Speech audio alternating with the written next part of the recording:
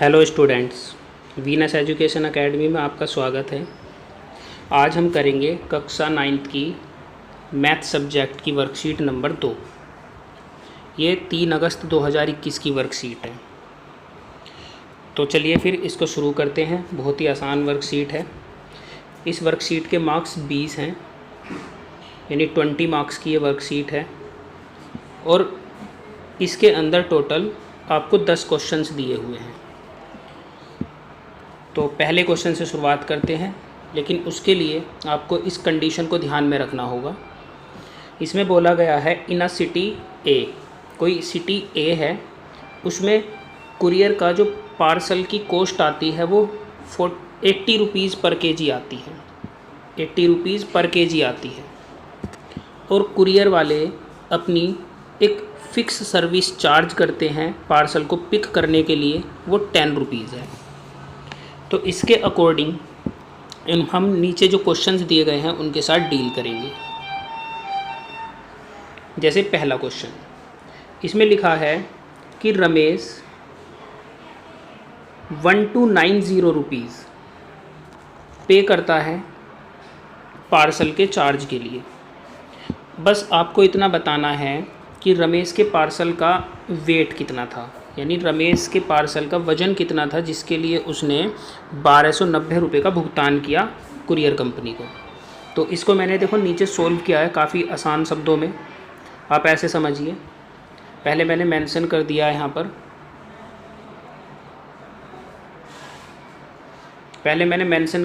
पर, कि parcel cost हमारी 80 रुपये पर केजी लगेगी और साथ के साथ जो फिक्स चार्ज लगेगा पिकअप का वो 10 रुपये लगेगा कंपनी की तरफ से। तो इस बेस पर ज़रा क्वेश्चन देखिए। जो अमाउंट पे कर रहा है रमेश वो है 1290 रुपये। अच्छा, वो लगा किस तरीके से है? पार्सल के वेट को मल्टीप्लाई किया होगा 80 रुपीज़ से, क्योंकि 80 रुपये यानी 80 रुपीज़ पर केजी के हिसाब से पार्सल की कॉस्ट आएगी। और साथ में 10 रुपये सर्विस चार्ज भी देना है। तो इन सब का अगर मैं सम करूं तो ये 1290 रुपये के ही बराबर बैठना चाहिए। तो इस तरीके से हमने इसको इक्वेशन को क्रिएट कर लिया। उसके बाद पार्सल के वेट को मैंने यहाँ पर WP लिख दिया है शॉर्ट में, और उसकी मल्टीप्लाई है 80 से, और जो ऊपर 10 था वो उधर माइनस में चला जाएगा, जो कि मैंने यहाँ पहुँचा दिया है। इसके बाद 1290 में से 10 रुपये जाएंगे तो 1280 रुपये बचेंगे, यानी 1280 रुपीज़। और जो 80 यहाँ मल्टीप्लाई में था वो डिवाइड में पहुँच जाएगा। और जब आप इसको डिवाइड करेंगे तो आपका वेट पार्सल का पता लग जाएगा, वो 14 केजी था। तो इस तरीके से 14 केजी जो पार्सल का वेट है उसके अकॉर्डिंग हमारा ऑप्शन नंबर C यहाँ पर सही हो जाएगा। तो चलिए इसके बाद अब देखते हैं क्वेश्चन नंबर 2। रानी अपना एक पार्सल सेंड करना चाहती है कुरियर के थ्रू। उस पार्सल का वेट सिर्फ 200 ग्राम है, यानी सिर्फ 200 ग्राम। और इसके लिए बस आपको इतना बताना है कि उसको कुरियर कंपनी को कितना पे करना होगा। ये बहुत ही आसान क्वेश्चन है, इसको भी मैंने नीचे सॉल्व किया हुआ है। चलो नीचे देखते हैं।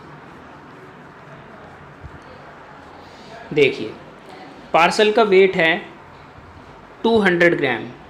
अब इसको किलोग्राम में बदलने के लिए क्या करेंगे, हम 1000 से डिवाइड कर देंगे तो हमारा 0.2 केजी आ जाएगा, क्योंकि केजी के हिसाब से ही हमें कॉस्ट दी गई है 80 रुपीज़ पर केजी। जो कंपनी कुरियर चार्ज करेगी कुरियर के लिए वो करेगी 80 रुपीज़ पर केजी। तो इसलिए हमें वेट को केजी में बदलना था। अच्छा, अब चार्ज किस तरीके से बनेगा? जो वेट है उसको तो 80 से मल्टीप्लाई करना पड़ेगा, और 10 रुपये हमें याद कीजिए सर्विस चार्ज भी देना था। तो जब आप 80 को 0.2 से मल्टीप्लाई करेंगे तो कितना आएगा? 8 दूनी 16, यानी 16 रुपये आ जाएगा। और उसमें सर्विस चार्ज जुड़ेगा 10 रुपये, यानी टोटल कॉस्ट 26 रुपये बैठेगी। और इस तरीके से 26 रुपये पे करने होंगे किसको? 26 रुपये पे करने होंगे रानी को। तो इस तरीके से हमारा ऑप्शन नंबर D सही हो जाएगा। चलिए अब 3rd क्वेश्चन देखते हैं। इकबाल और राजू और राहुल, ये तीनों क्लोज फ्रेंड हैं।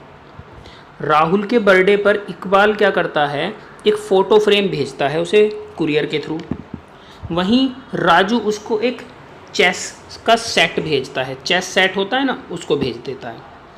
अब ये पाया गया कि फ़ोटो फ्रेम चेस सेट के कंपेयर में 4 किलो वेट में ज़्यादा है। तो बस आपको ये बताना है कि इकबाल को, कुरियर वाले को, राजू के कंपेयर में कितने रुपए एक्स्ट्रा देने होंगे। अब देखिए सीधी सी बात है, सर्विस चार्ज तो दोनों को इक्वल ही देना है 10 रुपये, तो उसमें तो कोई फ़र्क नहीं आएगा। फ़र्क किस में आएगा, सिर्फ उनके कुरियर के वेट में। अब कुरियर का जो वेट है वो 4 किलो ज़्यादा है, तो इससे पता लगता है कि इकबाल को केवल 4 किलो जो कुरियर का वेट एक्स्ट्रा आ रहा है उसके हिसाब से बस पे करना होगा, जो कि राजू के कंपेयर में एक्स्ट्रा बनेगा। तो इस तरीके से हम इसको ऐसे सोल्व कर देंगे कि एक्स्ट्रा अमाउंट जो पेड होगा इकबाल का राजू के कंपेयर में वो 4 किलो वेट का होगा बस, क्योंकि 4 किलो वेट एक्स्ट्रा है फ़ोटो फ्रेम के कंपेयर में। तो इसीलिए बस 4 किलो जो कुरियर का वेट एक्स्ट्रा है उसी के एक्स्ट्रा पैसे देने होंगे राजू के कंपेयर में, तो वो बैठेंगे 320 रुपये। 4 को हमने 80 रुपीज़ से मल्टीप्लाई कर दिया जो कि पर केजी का चार्ज था, तो आ गए 320 रुपीज़। इसके बाद चलते हैं 4th क्वेश्चन पे।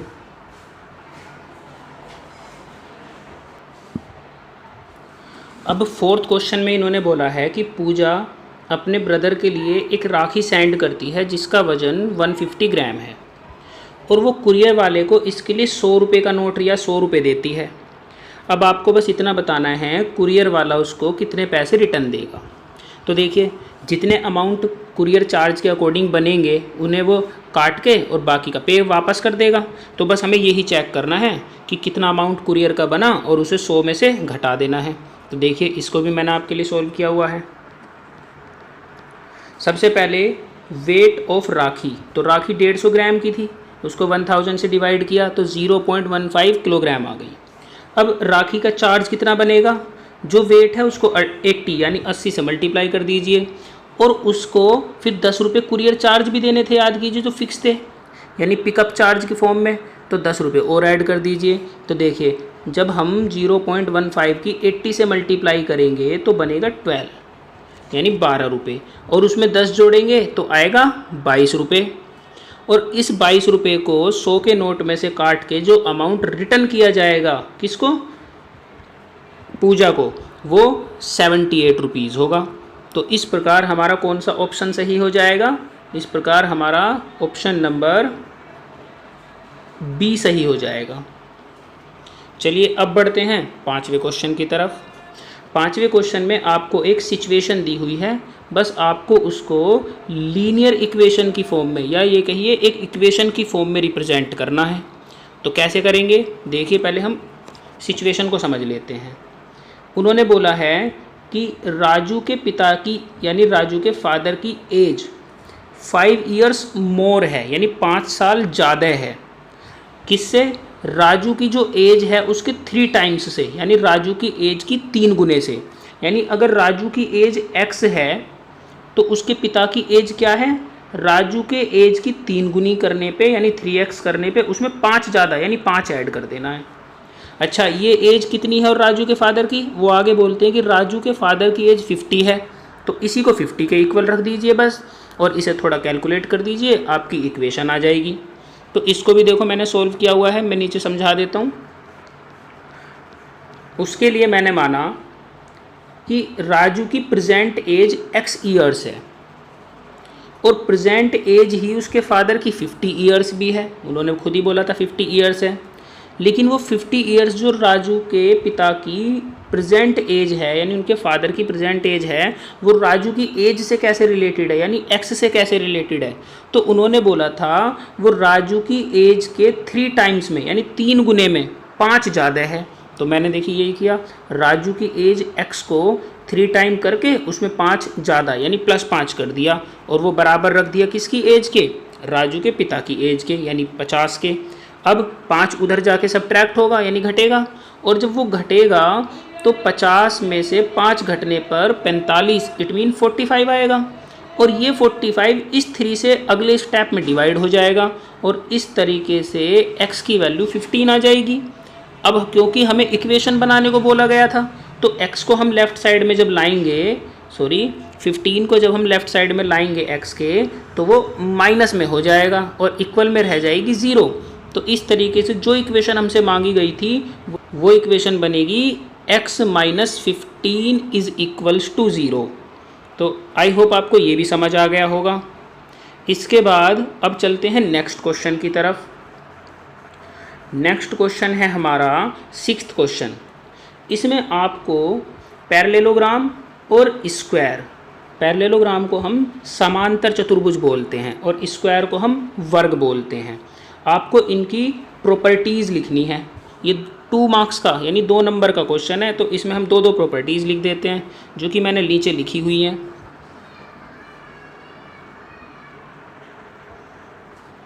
सबसे पहले मैंने लिखा है प्रॉपर्टीज़ ऑफ अ पैरेललोग्राम। तो पैरेललोग्राम की प्रॉपर्टीज़ क्या हैं? इसकी ऑपोजिट साइड्स इक्वल होती हैं और साथ के साथ इसके ऑपोजिट एंगल्स भी इक्वल होते हैं।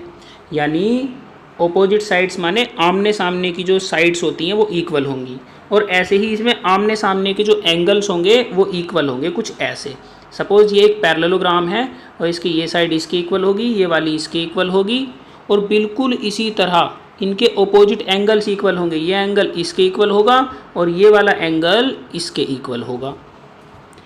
इसी प्रकार स्क्वायर के लिए मैंने लिखा है स्क्वायर की ऑल साइड्स इक्वल होती हैं और सभी यानी ऑल एंगल्स भी इक्वल होते हैं, बट हर एंगल 90 डिग्री का होता है क्योंकि ये कुछ ऐसे बना होता है।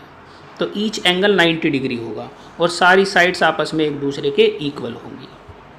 आई होप आपको ये भी समझ आ गया होगा। चलिए अब अपने 7वें क्वेश्चन की तरफ बढ़ते हैं। 7वें क्वेश्चन में हमें एक फिगर दी हुई है जिसमें L लाइन M के पैरेलल है।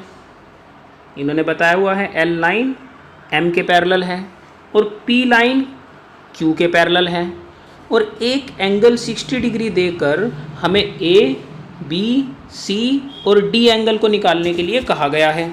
तो इसके लिए हम कुछ प्रॉपर्टीज़ होती हैं उनको थोड़ा ध्यान में रखेंगे और उसके अकॉर्डिंग क्वेश्चन को आगे लेके चलेंगे। तो मैंने देखो इसको भी आपके लिए सोल्व किया हुआ है, बस आप इसको सोल्व करते समय इस फिगर को ज़रूर ड्रॉ कर लीजिएगा। मैंने फिगर को ड्रॉ नहीं किया है। तो देखिए नीचे चलते हैं। 7th क्वेश्चन के लिए सबसे पहले हमने लिखा कि वी हैव मीन्स हमारे पास क्या क्या दिया हुआ है उन्होंने पहले से। तो उन्होंने L साइड को या ये कह दीजिए L लाइन को पैरेलल दिया है M के और P लाइन को पैरेलल दिया है Q के। इस तरीके से A एंगल और 60 डिग्री एंगल इन दोनों के रिलेशन को देखा जाए तो इन दोनों का सम 180 डिग्री आता है। क्यों? क्योंकि ये दोनों एंगल इंटीरियर एंगल्स हैं on the same side of transversal. जो 2 लाइंस ऐसे पैरेलल होती हैं उनको जो एक लाइन ऐसे क्रॉस करती है इसे ट्रांसवर्सल कहते हैं और इसके सेम साइड में जो एंगल बनते हैं जैसे ये और जैसे ये दोनों ट्रांसवर्सल के सेम साइड में होते हैं। इट मीन यहाँ पर लेफ्ट साइड में है और दोनों इंटीरियर यानी अंदर की तरफ हैं। तो ऐसे एंगल्स का सम दोनों का हमेशा 180 डिग्री होता है। तो इसी के बेस पे बोला जा रहा है कि इंटीरियर एंगल्स हैं ये on the same side of transversal.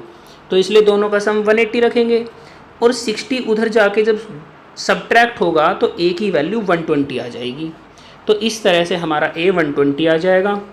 अब A और जो D हैं ये दोनों आपस में इक्वल होते हैं क्योंकि ये अल्टरनेट एक्सटीरियर एंगल हैं। अब इनको समझने के लिए थोड़ा ऐसे समझिए, जब 2 साइड्स आपस में ऐसे पैरेलल होती हैं या कह लीजिए 2 लाइंस आपस में पैरेलल होती हैं और उनको एक तीसरी लाइन ऐसे क्रॉस करती है, तो इस तरीके से ये एक्सटीरियर एंगल और ये एक्सटीरियर एंगल, लेकिन क्योंकि एक राइट तरफ है और एक लेफ़्ट तरफ है तो इसलिए बोले जाएंगे अल्टरनेट एक्सटीरियर एंगल्स। और इस प्रकार के एंगल्स हमेशा मेज़रमेंट में इक्वल आते हैं, तो इसलिए A और D आपस में इक्वल हो जाएंगे और 120 डिग्री के इक्वल होंगे। इसके बाद C और D के रिलेशन को देखिए। सी और डी के रिलेशन हम देखें तो इन दोनों एंगल्स का सम हमेशा 180 डिग्री आएगा, क्योंकि ये लीनियर पेयर बनाते हैं।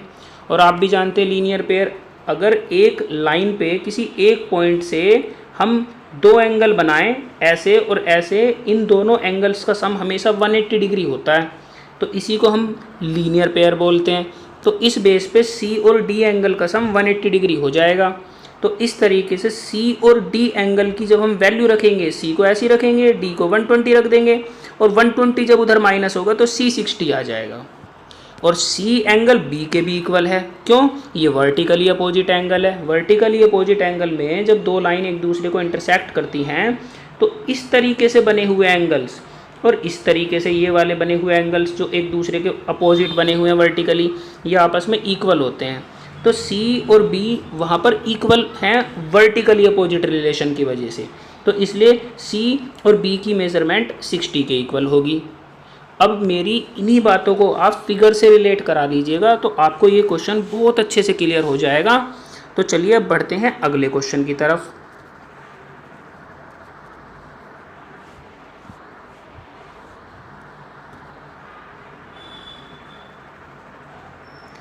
अगला हमारा क्वेश्चन है क्वेश्चन नंबर 10। इस क्वेश्चन में एक कंडीशन दी हुई है।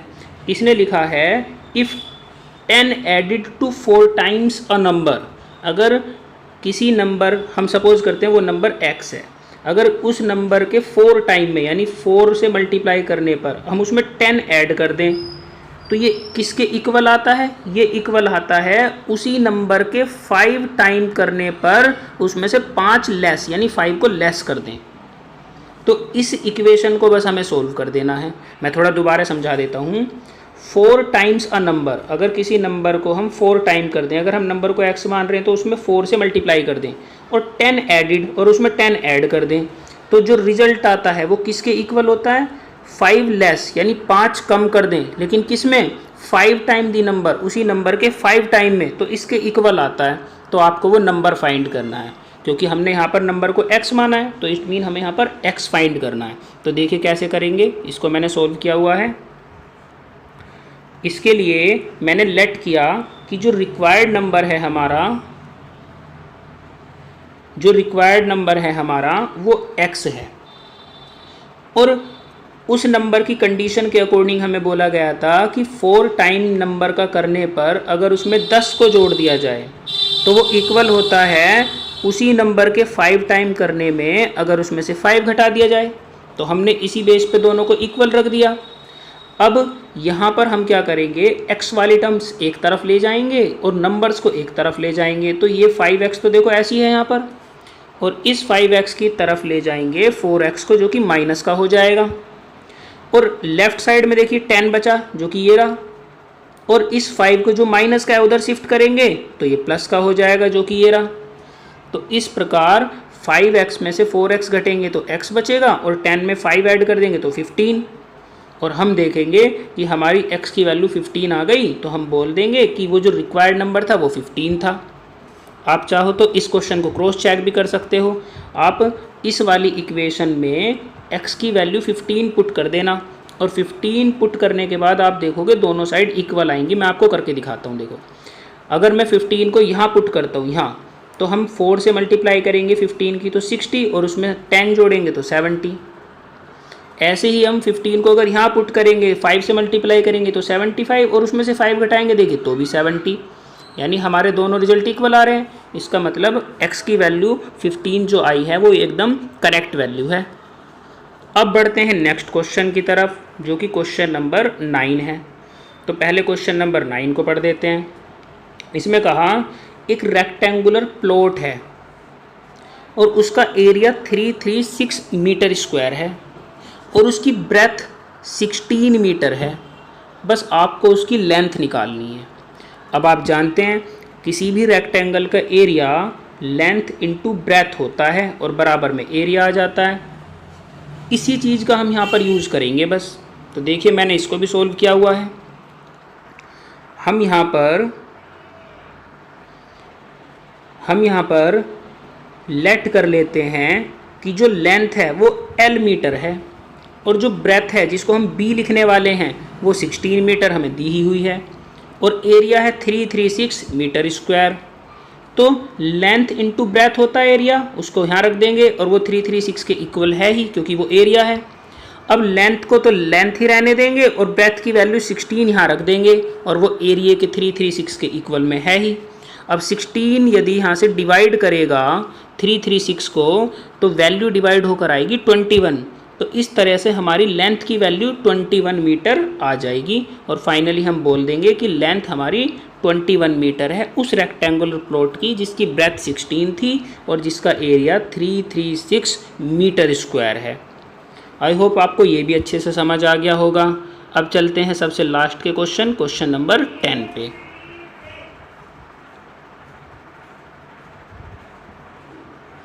क्वेश्चन नंबर 10 में बोला है कि एक स्क्वायर शेप का पार्क है। आपको पता है स्क्वायर क्या होता है, जिसकी ऑल साइड्स आपस में इक्वल होती हैं। तो ये स्क्वायर शेप का जो पार्क है इसका पेरीमीटर दिया हुआ है 320 मीटर।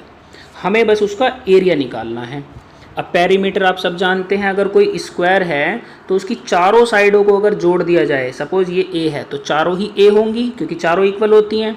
तो अगर चारों को जोड़ दिया जाए ए तो वो 4a के इक्वल होता है। दिया हुआ है 320 के बराबर दिया हुआ है हमें। तो यहाँ से हम a को कैलकुलेट कर लेंगे और जैसे ही a को कैलकुलेट कर लेंगे तो स्क्वायर का जो एरिया होता है वो होता है a इंटू ए, यानी साइड इंटू साइड, और बस इनको आपस में मल्टीप्लाई करके स्क्वायर का एरिया आ जाएगा। तो चलिए हम इसको भी देख लेते हैं। इसके लिए सबसे पहले मैंने लेट किया कि जो लेंथ है साइड की स्क्वायर के वो a है, यानी स्क्वायर की जो साइड है उसकी जो लेंथ है, लेंथ मीन्स लंबाई, वो a है। और क्योंकि सब चीज़ मीटर में है तो a मीटर। अब हमें पेरीमीटर कितना दिया हुआ है 320 मीटर। अब इस पेरीमीटर को जो कि 320 मीटर दिया हुआ है हम पहले ही जान चुके हैं, क्या लिखते हैं 4 इंटू साइड यानी 4a, और उसको 320 मीटर के इक्वल रख देंगे। इधर से बस 4 डिवाइड में जाएगा 320 को डिवाइड करने के लिए और a की वैल्यू आ जाएगी 80 मीटर। सॉरी मैंने मीटर नहीं लिखा, मैं लिख देता हूँ। अब उसके बाद हमें एरिया कैलकुलेट करना है। तो एरिया क्या होता है अभी बताया मैंने, साइड इंटू साइड, यानी साइड का स्क्वायर यानी a का स्क्वायर। अब a का स्क्वायर यानी 80 का स्क्वायर, और स्क्वायर का मतलब आप समझते ही हैं 80 को मल्टीप्लाई 80 से ही करना होता है। तो देखिए हमारा आंसर आ जाएगा 6400 मीटर स्क्वायर। तो इस तरीके से हमारे एरिया स्क्वायर का जो हमसे रिक्वायर था वो आसानी से कैलकुलेट हो जाएगा। आई होप आप ये अच्छे से समझ गए होंगे। अगर आपको कुछ भी समझ ना आए आप कमेंट सेक्शन में लिख दीजिएगा, मैं उसको क्लियर कर दूंगा। तो अब हम अपनी वर्कशीट अच्छे से कर चुके हैं। और हाँ, ये गवर्नमेंट की तरफ से कोविड के रिगार्डिंग जो रूल है इसको याद रखिए। अपने हाथ रेगुलरली साबुन से धोते रहिए, सेफ रहिए, घर पे रहिए, पढ़ाई कीजिए। और अगर मेरी वीडियो पसंद आए तो लाइक कीजिए, सब्सक्राइब कीजिए मेरे चैनल को और वीडियो को शेयर कीजिए। Thanks for watching my video.